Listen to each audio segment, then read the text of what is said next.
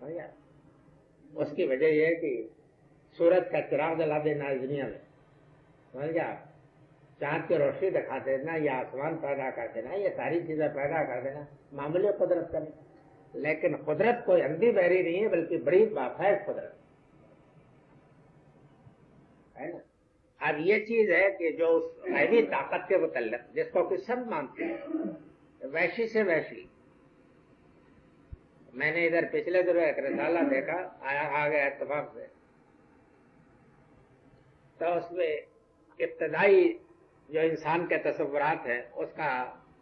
کچھ خاکہ کھینچا تھا کہ ابتدائی تصورات کیا، تو ابتدائی انسان گویا جس میں گویا بندر میں کوئی زیادہ فاصلہ نہیں ہے، اگر فاصلہ ہے تو مردی اور نامردی قدم دارت کا فاصلہ ہے، کوئی زیادہ نہیں، ایک نا اور آج کا ہے۔ اس میں بھی دکھایا ہے کہ ان کے بھی کچھ تصورات ہیں، وہ پس پردہ جو قوت ہے اس کے متعلق، لیکن وہ قوت کیا ہے، کس طرح کی ہے، ان صفات کے بارے میں اختلاف ہوا، اور پھر وہ ان فلسفیوں میں بھی ہوا کہ جن کے فلسفے کو چاہے آپ کو شرم آئے یا آپ جرأت کے ساتھ کہیں، لیکن بہرحال وہ فلسفے کے اسکول بن گئے، اس میں بھی یہی ہے کہ اس کی صفات کے بارے میں ان کو غلط فہمی۔ قرآن مجید نے یہ ہے کہ کائنات کو اس طریقے سے توجہ دلائی ہے کہ اس چیز پر غور کرو، آئے بھی آگے، اس چیز پر غور کرو، یہ دیکھو یہ دیکھو، اس سے جس طریقے سے بے پناہ قدرت معلوم ہوتی ہے، اسی طریقے سے اس کا بے پناہ فیض، اس کی رحمت، اس کی عنایت، اس کی ربوبیت، اس کی پروردگاری والی، یہ بات واضح ہو گئی میری جی، یہ چیز بھی معلوم ہوتی ہے۔ تو جب یہ چیز معلوم ہوتی ہے تو یہ نہیں ہے کہ کوئی اندھی بہری طاقت، سمجھ گیا، یا کوئی کھلن رہا ہے، کوئی کارے بس کرنے والا ہے جس نے کوئی تھیٹر بنایا ہے، کوئی سنیما بنائی ہے، نہیں، یہ واضح ہوتا ہے کہ ایک ایسی عظیم طاقت ہے کہ جس کی عظمت اور جس کی بڑائی میں بھی کوئی کمی نہیں، اور جس کے فیض وجود اور کرم و عنایت میں بھی کوئی کمی نہیں۔ یہ بات میری واضح ہوئی کہ نہیں واضح ہو گئی؟ تو اب یہ ہے کہ یہ تبارکہ کا لفظ ہے، میں نے یہ لکھ بھی دیا ہے پہلے ہی، یہ آخری گروپ میں سب سے بڑی مشکل یہ ہے کہ تعبیر کے لیے الفاظ ہیں۔ ہماری اردو زبان ایک تو یہ ہے کہ قرآن مجید نے خود قریش کی زبان کو لے کر زمین کی چیز کو آسمان پہ پہنچایا، یہ بھی تو ہے نا، زمین کی بات کرنے کے لیے، آسمان کی بات کرنے کے لیے اللہ تعالیٰ نے قریش کی زبان کو لیا ہے، تو بہرحال زمین کی زبان تھی۔ اچھا، یہ ہوا کہ نتیجہ ہوا کہ الفاظ جو ہیں وہ کہیں سے کہیں پہنچ گئے، سمجھ گیا، لیکن خیر اللہ تعالیٰ نے تو کسی حکمت سے منتخب کیا ہوگا نا عرب کی زمین کو۔ ہماری جو زبان ہے اس کی کوتاہ دامنی آپ کو معلوم ہے، اب اس میں الفاظ نہیں ملتے، وہ اسالیب نہیں ملتے، ہماری زبان کا دامن بہت تنگ ہے، اور عربی میں ادا کیا جائے تو ہم اور آپ کیسے سمجھیں؟ اللہ میاں نے تو ادا کر دیا، لیکن آخر یہ تو تھا نا کہ انہیں یہی کی زبان مستعار لینی پڑی، اور تو کوئی شکل نہیں تھی۔ لیکن ہوا یہ ہے کہ الفاظ جو ہیں، اگر میں یہ کہوں تو مبالغہ نہیں ہوگا کہ زمین سے اٹھا کر آسمان پر پہنچا دیے گئے عربی کے الفاظ، وہی الفاظ ہے جو آپ کی زبان میں ہے، خیال میں آپ کے، اور وہی الفاظ قرآن مجید میں، ان کے معنی کے درمیان آسمان زمین کا فاصلہ ہے، سمجھ گیا۔ اب اس میں یہ مشکل یہ ہوتا ہے کہ الفاظ کا صحیح مفہوم معین کرنے کے لیے قرآن مجید ہی لغت کا بھی کام دیتا ہے، یہ بات اچھی طرح کا سمجھ لیجیے، یہ ایک بڑا مشکل سوال ہے۔ یعنی ایک تو طریقہ یہ ہے کہ الفاظ کو آپ صرف لغت کی مدد سے دیکھیں، تو الفاظ کے لغت کی مدد سے دیکھنے کا یہ نتیجہ ہوگا کہ الفاظ کے جو اصل مفہوم ہے، جن کو کہ رفعت بخشی ہے قرآن نے، وہ آپ زمین پہ لے جا کے ڈال دیں گے، اور پھر اس میں اگر آپ کی نیت فاسد ہے تو اس کے اندر نہ جانے کیا کیا بانے گھسا دیں گے۔ اس کا طریقہ یہ ہے کہ بہرحال چلنا تو پڑے گا آپ کو لغت سے، یعنی وہی برکت سے کے مادے سے اور وہی تفاعلہ کا صیغہ، وہی سارے قواعد سے چلیں گے، جڑ تو اس لیے نہیں پڑے گی، لیکن یہ مفہوم کہ تبارکہ کا صحیح مفہوم کیا ہوگا وہ آپ کو قرآن سے لینا پڑے گا۔ یہی وجہ ہے کہ قرآن مجید نے اپنے الفاظ کو جو رفعت بخشی ہے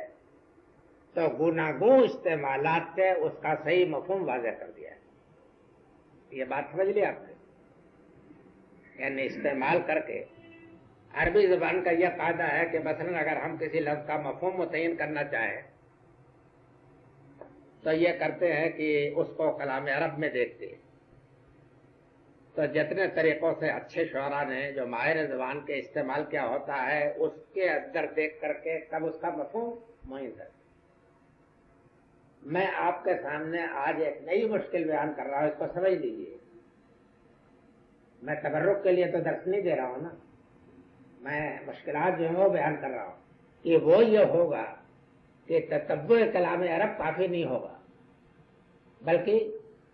قرآن مجید میں آپ کو دیکھنا پڑے گا کہ اس لفظ کو کن کن پہلوؤں سے قرآن نے استعمال کیا، سمجھا؟ مثلا ٹھیک ہے صلاۃ کے معنی جو ہے اقوال الاشیاء کے آتے ہیں، سمجھ گیا، لیکن صلاۃ کا صحیح مفہوم کن مفہوموں کی کس مقصد کے لیے ہے وہ آپ کو قرآن میں دیکھنا، سمجھ گیا؟ اعلیٰ حضرت کا نہایت ہی عام قسم کے جو الفاظ ہیں وہ آپ لغت میں ان کا مفہوم اور ہوتا ہے، استعمالات میں ان کا مفہوم اور ہوتا ہے، قرآن مجید میں ایک اور درجہ ترقی دینا پڑتا ہے کہ اس کو قرآن مجید کے اندر جہاں جہاں استعمال ہوا ہے وہ دیکھنا پڑتا ہے۔ اگر ہم ایسا نہ کریں تو ہم اس مفہوم کو صحیح طریقے پر اخذ نہیں کر سکتے۔ یعنی میں آپ کو یہ ایک طریقہ بتاتا ہوں کہ جب ہم کو کسی لفظ کا صحیح مفہوم معین کرنے میں زحمت پیش آتی ہے تو اس وجہ سے نہیں کہ لغت میں اس کے معنی ہمیں نہیں معلوم، لغت میں معنی معلوم ہے، کلام عرب کے تتبع سے ہم نے دیکھ لیا ہے کہ امرؤ القیس نے ایسے استعمال کیا ہے، لبید نے اس کو یوں استعمال کیا ہے، انترا نے یوں استعمال کیا ہے، فلاں شاعر نے اس کو یوں استعمال کیا، ماہرین کلام نے، لیکن پھر بھی اس کا صحیح مفہوم ٹھیک ٹھیک اس وقت معین ہوگا جب قرآن مجید میں ہم اس کو دیکھیں۔ اور قرآن مجید میں دیکھنے کے لیے میں لغت بھی بتا دوں، یہ مثلا یہ ہے کہ اب ہم معجم المفارس دکھا لیں گے، سمجھا، اس کو ساری آیتوں کو دیکھیں گے، لیکن وہ بھی بسا اوقات ناکام ہو جاتی ہے۔ اس کی وجہ یہ ہے کہ جب تک کہ وہ پوری آیت میں اور سیاق و سباق کو سامنے رکھ کر کے اس کو نہ معین کرے نہیں معین ہوتا۔ اب اس کو اردو میں کرنا ہوتا ہے تو آدمی کیا کرے؟ اگر کوئی شخص کہے کہ تو پھر تو آپ نے قرآن مجید کو اتنا مشکل کر دیا کہ پھر تو قرآن مجید کوئی سمجھ ہی نہیں سکتا، لیکن کیا واقعہ نہیں ہے کہ یہ مشکلات تو ہیں؟ یہ تو میں توقع نہیں کرتا کہ ہر شخص ان تمام اقوات کو طے کرے گا، لیکن کچھ لوگ تو ہونے چاہیے نا کہ جو ان اقوات کو طے کریں۔ جی اگر یہ ایسے لوگ نہیں ہوں گے تو اس کا نتیجہ ہوگا کہ عطائی اور بغاری لوگ جو ہے قرآن مجید کا درس دینے بیٹھ جائیں گے اور وہ جو چاہیں گے آپ کو بتائیں گے اور آپ اس کو مان لیں کیا باندھ کر کے اور اس کے بعد کس گمراہی میں پھنسیں گے، یہ واقعہ ہے۔ تو یہ مشکل بھی ہوتی ہے، اگرچہ میں نے یہ بات لکھ تو دی ہے، لیکن یہ ہے کہ میں آپ کو بھی بتانا چاہتا ہوں کہ معیار یہی رہے گا، سمجھے آپ؟ اس معیار سے نیچے اتر کر کے اگر آپ غور کریں گے تو پھر قرآن مجید کی اصل حقیقت تک سمجھنے میں زحمت ہو۔ ایک گروہ ایسے لوگوں کا ہونا چاہیے کہ جو اس طریقے سے قرآن مجید کے اوپر تیار ہو، سمجھا؟ ایک لفظ بھی جہاں جہاں آئے تو پورے قرآن مجید پر آپ کی نظر ہونی چاہیے، سمجھ رہے ہیں؟ پریشان نہ ہو اس سے، بہرحال جو مشکل ہے جس چیز کی، اور آپ اس میں کیوں پریشان ہوتے ہیں؟ آپ اپنے اعلیٰ درجے کے شاعروں کو کیا ادب سے اگر واقف نہ ہوں تو اردو کا آسان سے آسان شعر جو ہے اس کی بلاغت تو بھی آپ نہیں پا سکتے. آج میرے ذہن میں ایک شعر آیا تو میں نے کہا بھائی کمال کیا ہے شاعر نے, بہت آسان شعر کہا, بہت بلیغ شعر کہا, لیکن اس کا سارا حسن اس بات پہ ہے کہ جبکہ آپ ان کے الفاظ کے مواقع استعمال کو جانتے ہیں, یہ مشکل ہو. اب یہی دیکھیے آپ یہ تبارکہ کے لفظ کو کہ ترجمہ لوگوں نے کیا تو ترجمہ کرنے میں معلوم ہوتا ہے کہ اصل مادے کا بالکل لحاظ نہیں رکھا. خداوند تعالیٰ کی یہ بافیض ہستی ہونے کے اوپر ربوبیت کی دلیل قائم ہے, اور ربوبیت ہی سے ثابت کیا ہے آپ کی مسئولیت کو. یعنی آپ ایک نہایت عالیشان مکان میں جہاں آپ کے لیے تمام آرام کا سامان ہے, خدام حاضر ہیں, خیال میں آپ کا میس آپ کے لیے تیار ہے اور سب کچھ سارا چیزیں ہیں, کوئی مشکل آپ کو نہیں. جہاں چاہیں آپ یہاں سے لے کر لندن امریکہ تک فون بھی کر رہے ہیں, کیا اس کے متعلق آپ یہ تصور کر سکتے ہیں کہ بس یہاں آپ آئیں خالی دندنانے کے لیے اور فون کھڑکانے کے لیے اور کھانے کے لیے عیش کرنے کے لیے, باقی رہ گا کوئی مسئولیت نہیں؟ تصور نہیں کر سکتے. اب یہ ہے کہ جہاں پریویلیج ہوگا اس کے ساتھ ریسپانسبلٹی کا شعور انسان کی فطرت ہے نہیں. ہاں اگر کوئی پریویلیج آپ کو حاصل نہیں ہے تو پھر ریسپانسبلٹی نہیں پیدا ہوتی, لیکن یہ فطرت ہے. اس کو جس طریقہ سے قرآن مجید کہے گا کہ جب ربوبیت ہے تو پر شکر واجب ہے, سمجھا, اور اس کے اوپر مسئولیت لازم ہے. آپ کے وہ اگر کہیں کہ جہاں پریویلیج حاصل ہوگا تو ریسپانسبلٹی لازم ہے تو آپ کہیں گے ہاں جی ٹھیک ہے. آپ قرآن مجید اگر وہ وہی بات کہے تو آپ اگر اس کے اوپر آپ کی سمجھ میں نہ آئے تو اس کا معنی یہ ہے کہ یہ ہم منطق صرف اتنا ہی ماننا چاہتے ہیں جتنا ہماری خواہش کے مطابق, تو یہ بات تو نہیں ہو سکتی. علم کا حق تو یہ نہیں ادا ہو سکتا ہے نا. منطق تو بہرحال منطق ہے, وہ تو جناب تولے گی تولوے گی, سمجھا. لیکن آپ لوگ تو یہ کرنا چاہتے ہیں تالو النا سے یستوفون کالوم وزنوں یخسرون,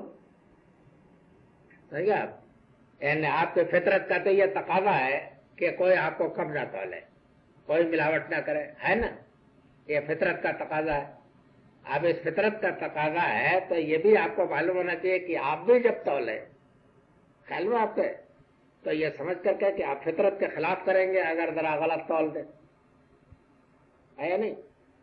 اچھا یہ فلسفہ سارا عقل پر قائم ہے,